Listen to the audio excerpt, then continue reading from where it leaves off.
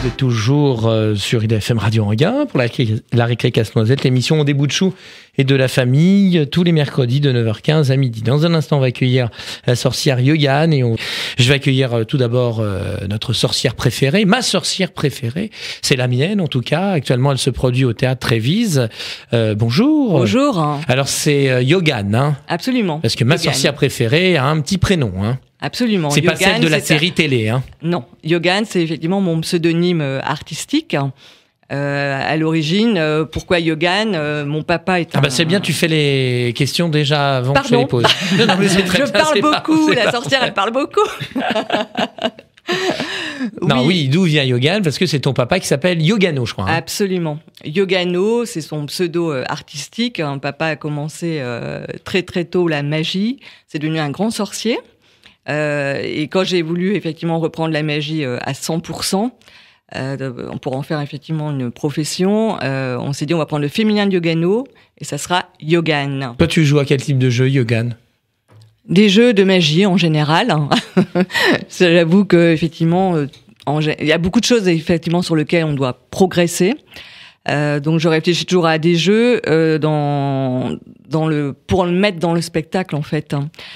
Comme c'est très très interactif, ma sorcière, je fais participer les enfants énormément, et à partir de là, on arrive à faire des jeux drôles. Mais j'appellerais pas ça tout à fait des jeux, moi j'appelle ça plutôt des expériences en sorcellerie, bien sûr. Évidemment. Et en jeu de cartes, quel type de jeu de cartes tu utilises en tant que sorcière ou magicienne ? Alors, sorcière magicienne, c'est un peu la même chose. C'est un peu la même chose, pas pour les enfants. La grande différence, c'est pour les enfants, en fait. Oui, bien sûr. Évidemment, la sorcière, mais c'est surtout la gentille sorcière. Ils te prennent des fois pour une méchante. Du coup, ils connaissent pas, parce que quand on sort le mot sorcière comme ça, voilà, tout de suite, c'est méchante. Non, c'est pour ça que j'insiste effectivement sur ma sorcière préférée. Déjà, dans cette connotation, forcément, si elle est préférée, c'est qu'elle est quelque part gentille. Et c'est vrai que beaucoup d'enfants viennent me voir et disent au papa et maman, mais c'est une sorcière quand même, on a peur, on sent, il y a des enfants qui arrivent au départ. Et à partir du moment où ils me voient arriver sur scène, déjà, je n'ai absolument pas le look de la sorcière, on va dire cliché, avec la grosse verrue, le nez crochu, etc. Surtout pas, c'est pas ce que je veux faire en plus. J'ai envie d'être aimée vraiment par les enfants. C'est tellement magique d'avoir des enfants avec soi sur scène et de leur faire des expériences, de faire apparaître des poissons rouges, faire léviter un guéridon. Grâce tout ça à leurs doigts, en fait, parce que l'idée de ce spectacle, c'est que je transforme le doigt des enfants en baguette magique. Je leur dis effectivement, et puis entre nous, c'est vrai, j'ai fait 15 ans à Poudlard. Eh oui, la fameuse école d'Harry Potter. Qu'on le dise. Voilà, donc j'ai retenu quelques jolies formules pour transformer le doigt des enfants. Harry Potter va bien. Harry va très très bien. D'ailleurs, il vous donne le bonjour. Merci beaucoup, il est sympathique. Absolument. Donc je transforme ce doigt avec la fameuse formule Activum Baguettum. Donc tous les doigts sont en l'air, le doigt est transformé. Je leur prouve que le fluide passe. J'ai une ampoule. Il y a un petit garçon, une petite fille qui vient sur scène, qui prend une ampoule dans la main. On met tous les doigts en direction de cette ampoule. Et grâce à la formule, comme dans Harry Potter, Lumos, l'ampoule s'allume toute seule. Ça veut dire que les doigts sont bien activés. Voilà ce genre de jeu auquel je pratique beaucoup. Et à partir de là, c'est super. On fait 1 heure d'expérience. Voilà, les enfants, n'ayez plus peur des sorcières, puisqu'il y a à la fois des méchantes et des gentilles. Il y en a plein des gentilles, notamment dans Le Magicien d'Oz. Il y en a une qui est méchante et il y en a une qui est gentille. Absolument. Tu l'as vu ce film, Le Magicien d'Oz ? Je l'ai vu, oui, absolument. Il y a déjà un petit moment. Par contre, j'ai pas vu forcément une dernière version parce que c'est un classique. Mais j'essaye de pas trop regarder un peu ce qui existe à côté pour vraiment créer un personnage qui est le mien. En fait. Qui soit unique, parce que c'est très difficile, justement, de regarder tout ce qui existe, parce que forcément, on s'inspire de trop, je pense. Ouais. Et j'évite de trop regarder un peu ce qui se passe. Bon, après, tu as récupéré quelques idées avec Harry Potter, des références, ma sorcière bien aimée, la célèbre série. Évidemment. Ma sorcière bien aimée, ne serait-ce que par rapport, effectivement, à la communication. J'avoue que ma communication a été un tout petit peu inspirée de cette sorcière. Mais il y a quelques secondes de musique. C'est surtout un clin d'œil aussi pour les papas et les mamans qui connaissent très bien ma sorcière bien-aimée. Et elle a quand même été reprise, cette sorcière, pour les enfants. Et il y a quand même beaucoup d'enfants qui connaissent, ne serait-ce que le démarrage de cette sorcière. Et effectivement, c'est une sorcière un peu comme moi, quoi. C'est-à-dire que, comme ça, c'est pas écrit dessus que c'est une sorcière. Hein. Et c'est un peu ce côté, effectivement, que je voulais retrouver. La sorcière qui a un mari, qui, effectivement, vit normalement.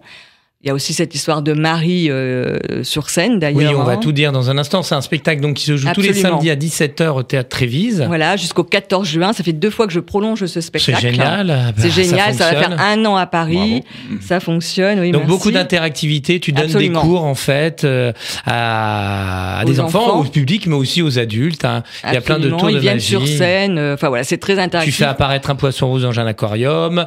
Tu joues aussi avec une ombrelle. Qui change de couleur. Tu joues à la fin du spectacle avec les parents. On va pas tout dire, mais il y a plein de... C'est très interactif, tout le monde s'y retrouve. On va reparler dans un instant avec toi, Sorcière Yogan. Sorcière Yogan, tu utilises de temps en temps des cartes. Absolument. Alors pas dans ton spectacle actuellement Trévise, mais absolument. Toutes les sorcières. En tant que magicienne, sorcière, nous faisons beaucoup de close-up, hein. C'est-à-dire ça s'appelle de la magie de proximité, et nous utilisons bien sûr beaucoup de cartes. D'ailleurs, ça me donne une super idée de rencontrer Mathieu aujourd'hui. C'est pourquoi pas de personnaliser des cartes au nom de Yogan. Pourquoi pas pourquoi pas. 98 FM, nous sommes avec Yogan la sorcière et nous sommes toujours avec Mathieu Despenou de la société Cocktail Games. Là, on était dans l'univers des fées. C'est beau, c'est féerique.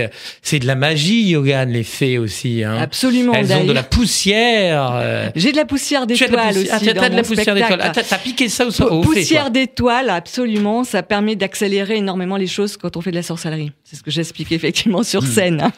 Donc il y a aussi des paillettes et il y a aussi les enfants qui veulent me transformer en princesse. Un spectacle qui passe très très vite, hein, 1h15, environ 1h20. Une bonne heure. Une bonne heure, oui, mais on voit même pas le temps passer. On a l'impression que ça dure plus longtemps que ça. Je sais pas comment exprimer ça, mais il y a plein de tours de passe-passe. Je termine à la sortie et effectivement après il y a encore 20-25 minutes de photos et de bisous avec les enfants après le spectacle. Hein. C'est ça qui est magique aussi. Donc, un spectacle interactif de magie pour le jeune public à partir de 3 ans, créé donc par toi, interprété aussi par toi, absolument. Yogan, ma sorcière préférée, au Théâtre Trévise tous les samedis à 17h. Tu as reçu le prix du public à Avignon ? Absolument. Le prix du public off ?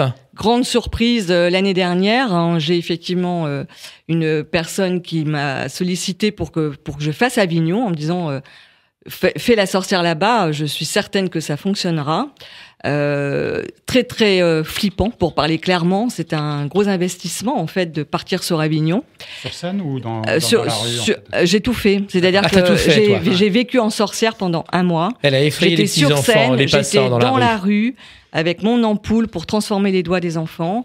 Et c'est ce côté, je pense, c'est ça qui est magique aussi à Avignon, mais il faut être autant dans la rue que sur scène. C'est comme ça qu'on a effectivement un superbe contact avec son public, hein, déjà, parce que les enfants, voyant ce personnage noir et rose, quand même avec un chapeau de sorcière, se demandaient qui je pouvais être. Et quand on explique effectivement qu'on est gentille sorcière, magicienne, qu'on transforme les doigts en baguettes magiques, pour eux, c'est déjà magique. Donc effectivement, ça a très très bien marché. La grande surprise, ce fut ce prix. Je ne savais même pas qu'il existait. Et un matin, j'ai reçu un coup de fil du village du Hof me disant « Yogan, vous avez été primé par le public. Vous avez reçu ce prix. C'est la première fois qu'on décerne un prix de cette façon-là. » Et là, alors là, je me suis dit, mais c'est super, c'est génial. Mais tu avais déjà reçu un prix auparavant à Monaco, je sais pas quoi. J'ai reçu beaucoup de, voilà, en toute modestie évidemment. Oui, j'ai reçu beaucoup de prix grâce à on va dire à papa en tant que créateur. Papa s'est spécialisé dans la lévitation. Il a fait beaucoup de trucage. Je suis obligé de vous l'avouer, les lévitations sont truquées. Oui, non, mais on le sait bien. Il y a un petit truc derrière les tours de magie. Voilà. Et effectivement, nous avons fait le tour du monde dans les congrès internationaux. Et toi, tu étais entre autres son cobaye. Hein. Voilà, j'appelle ça cobaye de choc, avec aussi un de mes frères, hein, voilà, qui est aussi professionnel et magicien. Et effectivement, cobaye de choc parce qu'il y a énormément de répétitions. On passe des heures et des heures. Et quand on passait les concours, effectivement, dans les congrès, que ce soit en France ou à l'étranger, On a eu la chance d'être primés, donc et on a eu effectivement la baguette d'or à Monaco remise par la famille princière. Ce sont des moments inexplicables, magiques. Hein, oui, c'est vraiment super. Des montées d'adrénaline énormes. C'est vraiment des moments qu'on n'oublie jamais. Donc, comment devient-on sorcière? Donc, c'est ton papa qui t'a initié? Bien sûr, j'avais 10 ans quand la première fois que je suis montée sur scène. Voilà, j'étais la petite partenaire de papa. Donc, du coup, c'est lui qui t'a donné tous ces tours de passe-passe? Alors, il a donné beaucoup de choses, mais c'est-à-dire qu'une fois qu'on est monté sur scène, qu'on a vécu ces moments aussi forts, je pensais d'ailleurs, j'ai eu évidemment une adolescence, j'ai fait des études de communication, parce que forcément on se construit aussi parallèlement à un papa magicien. Et en fait, j'ai voulu faire comme métier de la communication. Donc j'ai dû prendre quand même du recul un petit peu pendant des années, parce que j'ai monté ma société quand même de pub. Hein. J'avais un métier. Ça me semblait, sans vouloir faire de jeu de mots, illusoire de vivre de la magie, pour tout vous dire. Papa était créateur, donc c'était quelque chose en plus. Donc j'ai pris du recul un petit peu, j'ai quand même voulu avoir des enfants, donc je me suis mariée, j'ai fait 2 jolies filles aussi. Qui sont initiées à la magie? Pas pour l'instant, elles ont d'autres passions, elles font aussi des études, elles sont encore assez jeunes aussi, mais voilà. Si elles veulent, pourquoi pas, mais bon, pour l'instant, je crois qu'il faut les laisser faire ce qu'elles ont envie de faire dans leur vie. Jusqu'au jour où je me suis dit, c'est pas possible, voilà, t'as un papa magicien, c'était quand même génial, t'as vécu des trucs très forts, la pub, à un moment donné, j'avais fait le tour avec ma société et j'ai dit il faut absolument que tu remontes sur les planches. Donc j'ai tout stoppé. J'ai arrêté la pub complètement. J'ai dit à mon mari il faut que je remonte sur les planches parce que ça va pas. Il y a quelque chose effectivement, je pense que quand on a été initié à ça si jeune, à un moment donné on se dit c'est pas possible d'arrêter quoi. C'est ton premier spectacle jeune public là? Oui, vraiment comme ça, toute seule. Oui, il est sorti en 2010 en fait ce spectacle. Il a démarré très très fort au Théâtre de la Clarté à Boulogne. C'est grâce d'ailleurs un peu à ces directeurs de ce théâtre que j'ai foncé sur ce type de spectacle parce qu'ils sont passionnés et c'est vraiment leur métier de faire du spectacle pour enfants. Et on s'est rencontrés à travers un autre spectacle qui était tout public avec mon frère. Et quand ils nous ont rencontrés, petit à petit, on a sympathisé et ils ont vu en moi une sorcière. Donc c'est comme ça que ça se construit aussi les spectacles. C'est lié à sa propre vie, je pense, c'est lié à son histoire. On vit des choses, on rencontre des gens et puis la sorcière est vraiment sortie comme ça du chapeau. Avec bien sûr plein de tours de magie que je faisais dans d'autres numéros. J'ai des numéros visuels où j'intègre de la danse, de la lévitation, des choses très très visuelles, très magiques, mais qui sont sur des registres différents.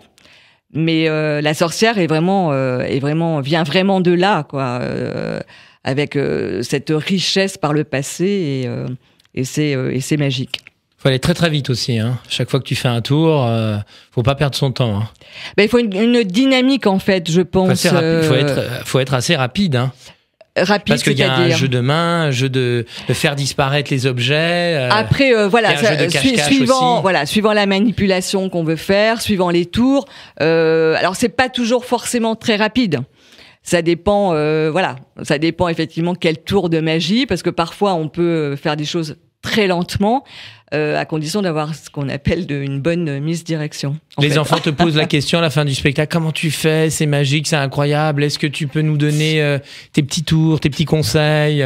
Ils posent pas trop de questions. En fait, c'est-à-dire qu'à la sortie du spectacle, ils sont un tout petit peu surpris, ébahis, ravis de voir ce personnage finalement qui est très gentil, et il y a un vrai contexte. Alors on me pose parfois bien sûr des questions sur certains tours, la lévitation de ce guéridon à la fin qui est quand même assez exceptionnel. Oui, puis tu fais pas que de la lévitation, tu fais du mentalisme aussi. Un petit peu, oui. Alors effectivement, j'ai intégré, oui, c'est pas une spécialité. J'ai intégré effectivement un tour de mentalisme. Si, il y en a qui sont spécialisés là-dedans. Ah, complètement. Il y en a qui font des shows d'une heure et demie que là-dessus. Voilà, complètement. Oui, mais moi je suis pas du tout là-dessus. Et c'est de plus en plus en vogue. Il y en a beaucoup qui font ça dans des grandes salles. Absolument. Il y a des spectacles vraiment super de mentalistes. et qui sont très très forts. Et j'adore cette discipline. Moi, j'en ai fait, voilà, c'est-à-dire que évidemment, si je reviens sur ce spectacle enfant, je fais un petit tour de mentalisme avec justement les parents pour faire participer aussi les parents qui sont eux-mêmes bluffés par ce tour de mentalisme. Je prends des petits assistants qui sont effectivement les enfants. Et c'est vrai que c'est très, très surprenant, le mentalisme. Ça plaît toujours. Et effectivement, ça permet de faire participer dans ce spectacle aussi les parents. Ça t'arrive de te tromper ? On peut toujours, oui, ça m'est déjà effectivement exceptionnellement arrivé de me tromper. Mais c'est impressionnant, parce que tu récupères des objets dans la salle qui appartiennent à des hommes, à des femmes, à des parents qui sont venus accompagner leurs enfants. Et très rapidement, alors vous, c'est une montre de couleur rose. Vous, c'est pour accrocher son sac. Quand je suis venu, c'était ça. C'était ça. En plus, c'est des objets pas forcément évidents à identifier. Oui, ce sont des objets pas évidents, absolument. Ou ça peut être une image des Pokémon, je crois. Oui, j'ai une image. Oui, puis alors il y a des farceurs, c'est-à-dire que quand c'est un papa qui se retrouve avec un sac dans lequel il faut mettre un objet, il va mettre une bague, par exemple. Genre, oui, voilà. on va la feinter, quoi. Ça peut pas être la bague d'un monsieur avec un gros diamant comme celui-ci. Ça fait partie des jolies surprises, effectivement. De toute façon, ce spectacle, c'est toujours plein de surprises parce que c'est toujours nouveau. Les enfants sont nouveaux. Les réactions des enfants ne sont pas les mêmes d'un spectacle à l'autre. Et c'est pour ça que même au bout d'un an du Trévise, tous les week-ends, c'est formidable. C'est formidable, oui. Et puis de voir, voilà. Et le retour, c'est ça, en fait. C'est ça qui est génial. Moi qui me pensais pas faire un spectacle enfant, quand j'ai repris la magie à fond pour être professionnelle. J'ai d'ailleurs mon mari qui me disait faudrait que tu fasses un spectacle pour enfants. Je dis mais pour l'instant c'était pas mon créneau. Il y a quelques années c'était pas du tout ce que je pensais faire. J'avais d'autres envies et comme quoi les choses viennent effectivement avec le temps, avec les rencontres, et donc, c'est pour ça qu'il y a encore plein de projets à venir. On va continuer à parler avec Yogan. Donc, Ma sorcière préférée, spectacle que tu présentes au Théâtre Trévise. Ça fait déjà plusieurs mois, le spectacle. Absolument, on est d'accord ? J'ai démarré fin septembre. Fin septembre, donc, et tu prolonges, c'est la deuxième fois, donc jusqu'à la mi-juin. Je prolonge, voilà, jusqu'au 14 juin, tous les samedis à 17h, absolument. Malgré les ponts. La sorcière ne fait pas le pont et ne prend pas de vacances. D'accord. Eh oui, c'est ça, c'est un métier compliqué. Un peu, quand même. Mais passionnant. Ah oui, génial. Ça passe. Non, pour moi, il n'y a rien de compliqué. Tu en apprends tous les jours. Moi, je vis ça à fond. Je trouve ça génial. Je refais Avignon, d'ailleurs. Je repars. Ah oui, cool. Oui, c'est-à-dire que je termine le 14 juin. Là, je vais peut-être faire effectivement un petit break. Et puis, je pars le 30 juin sur Avignon pour un mois. Voilà, je recommence la sorcière tous les jours là-bas, toujours au Palace. À 17h, j'ai quand même changé mon créneau horaire à Avignon, faut le savoir. Parce que l'année dernière, il y a des gens qui me disaient « Oh, mais Yogan, c'est trop tôt, le temps de faire la sieste, etc. » Les enfants n'ont pas pu venir vous voir, donc j'ai changé mon créneau. Voilà, parce que j'ai un public qui m'attend là-bas, c'est super. Super. Donc, tous les samedis à 17h au Théâtre Trévise pour découvrir Yogan qui vous apprend des tours de magie. Parce que c'est vrai qu'on a parlé du spectacle, mais tu es là pour donner des cours de magie aux enfants. On va continuer à parler un petit peu avec Yogan, donc, qui est sorcière magicienne. Mais c'est une sorcière, voilà. Absolument. En tout cas, dans ce spectacle. Tu sais quelle est la différence entre une sorcière et une magicienne ? En fait, je crois que la sorcière, elle parle plus, à l'enfant. C'est-à-dire que on est forcément, je suis magicienne, professionnellement magicienne. Et puis elle utilise peut-être plus des ingrédients un peu cracra, comme de la bave de crapaud. Voilà, des petites choses comme ça. Donc forcément, ça a une connotation sorcière. Et puis pour les enfants, ça parle beaucoup plus. Parce que déjà magicienne, alors faut avouer que c'est déjà rare. Magicienne. Chez les femmes, il n'y en a pas beaucoup. Il y en a très très peu. On doit être, elle est 10-15 vraiment en France. Vous êtes vraiment noyés dans la masse. Voilà, il y a des milliers de magiciens. J'avoue d'ailleurs que voilà, c'est pas facile d'être magicienne. Quand on va voir un spectacle de magie, les femmes sont surtout des servantes. Alors, on les appelle pas des servantes. Dans quel terme horrible. Mais tu as raison. C'est un peu comme ça. Christophe. Il y a le magicien qui est au milieu, et il y a des femmes qui sont là pour se faire couper la tête, disparaître. On est d'accord. Je suis tout à fait d'accord. C'est la raison pour laquelle, d'ailleurs, quand j'ai repris à fond la magie, je voulais être toute seule sur scène. Pas de présence masculine. Je voulais assumer ce rôle de magicienne seule. C'est la raison pour laquelle j'ai repris d'ailleurs la magie avec un solo qui dure 10 minutes avec beaucoup de manipulation, de la danse et forcément une lévitation à la fin. Création unique de papa, voilà. Donc c'est un numéro qui a bien tourné. Par contre, il est vrai, comme tu dis, sur les plateaux, même encore aujourd'hui, même s'il y a de plus en plus de magiciennes, quand même, c'est bien parce qu'elles se réveillent, et elles veulent passer forcément du poste d'assistante à la magicienne seule sur scène, donc ça c'est super. Mais il est vrai que c'est pas facile. Et sur les plateaux, on voit encore beaucoup de magiciens, d'ailleurs de plus en plus seuls. C'est-à-dire que ils n'ont même plus de partenaires. Ça dépend ce qu'ils font, mais il y a de moins en moins de partenaires. Il y a de plus en plus de magiciens qui sont entre eux d'ailleurs. On voit 2 ou 3 magiciens.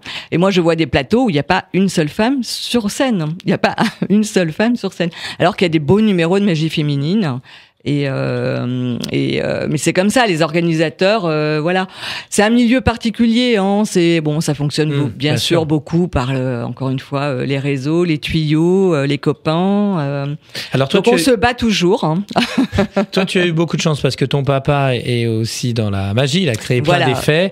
Mais si un petit garçon, une petite fille veut éventuellement faire son métier, tu lui conseillerais d'acheter peut-être trop au début une mallette de magie. Il y a forcément avec des mallettes de magie d'ailleurs qui sont de plus en plus impressionnantes, j'avoue, parce que de plus en plus on découvre dans ces boîtes des petites choses quand même qui aident encore les professionnels. J'avoue que j'étais très surprise dernièrement Cite-nous une boîte.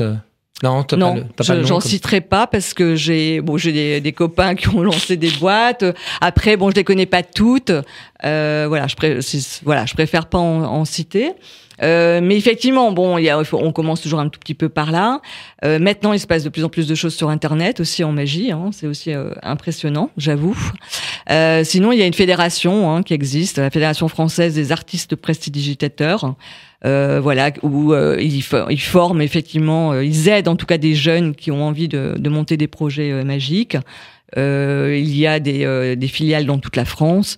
Donc cette fédération, elle existe et on peut toujours effectivement s'en rapprocher. Ça peut toujours être un tremplin de toute façon. Merci beaucoup Yoyan. On rappelle que tu donnes donc des cours de magie aux enfants tous les samedis à 17h dans ton spectacle Ma sorcière préférée au théâtre Trévise. Le théâtre Trévise qui se trouve au 14 rue de Trévise. C'est assez simple à trouver. À Paris, dans le 9e. Voilà, il y a plein de théâtres aux alentours. Il y a notamment les Folies Bergères, je crois. Juste à côté. Oui, pas très très loin. Moi, je suis descendu sur la ligne 7 du métro. Je crois c'est Poissonnière. Je crois que je suis Grand Cadet Boulevard, ou je sais plus, ou Grand Cadet. Boulevard. Voilà. Je crois que c'est Grand Boulevard ou Cadet. En tout cas, tu as une très très belle affiche aussi où tu as ce petit personnage, petite bonne femme qui est assise sur un guéridon avec une nappe rose. Et donc, vous ne serez pas déçus du voyage puisqu'il y en a vraiment pour tous les goûts. Comme je disais tout à l'heure, tu fais apparaître un poisson rouge dans un bocal. Il y a aussi donc ce jeu de mentalisme que tu joues à la fin avec les parents qui est impressionnant. Il y a l'ombrelle aussi qui change de couleur, où tu fais monter un petit garçon, une petite fille. D'ailleurs, beaucoup d'enfants montent peut-être 3 ou 4, je crois, durant le spectacle. Je sais plus, beaucoup plus. Mais effectivement, ça passe très très vite. On se rend pas compte, mais il y en a au moins 6 ou 7. Il y a un râleur aussi, c'est son mari. Bah oui, parce que Yogan est attendu à une grosse soirée, on va dire un peu guindée, VIP avec Absolument. Son mari. Et son mari attend. Il la presse.